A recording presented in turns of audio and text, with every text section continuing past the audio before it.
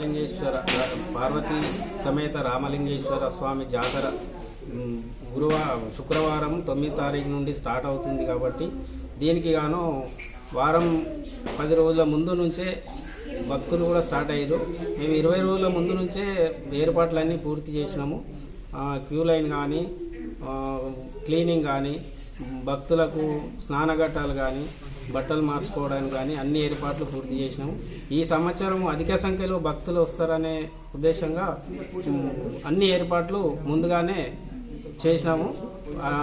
అన్ని 2, 3, 4 రాష్ట్రాల నుండి భక్తులు వస్తారు కాబట్టి వివిధ దూర ప్రాంతాల నుండి భక్తులు వచ్చి దేవుని దర్శించుకొని స్నానాలు నదీ స్నానం చేసి దేవుని దర్శించుకొని భక్తులకు ఎలాంటి ఇబ్బంది కలగకుండా చూస్తామని.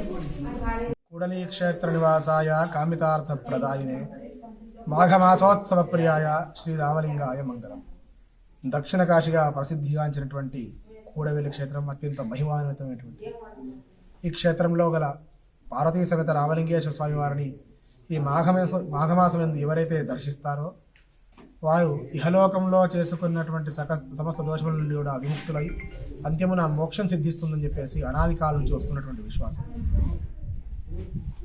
విష్ణుమూర్తి యొక్క దశావతారంలో 7వ అవతారం నుండి శ్రీ రామచంద్ర స్వామి వారే సాక్షాత్ ఇక్కడ వాగులో పుణ్యస్నానం ఆచరించి వాగులో ఉన్నటువంటి పరమ పవిత్రమైనటువంటి సైకత రేణువులు అంటే ఇసుక రేణువులు తీసుకొచ్చి శివలింగ స్థాపన చేసినటువంటి ఘటన, ఆ దృశ్యము నేటికి త్రేతాయుగంలో చేసినటువంటి శివలింగ ప్రతిష్టాపన నేటికి కలియుగంలో కూడా దర్శనమిస్తుంది.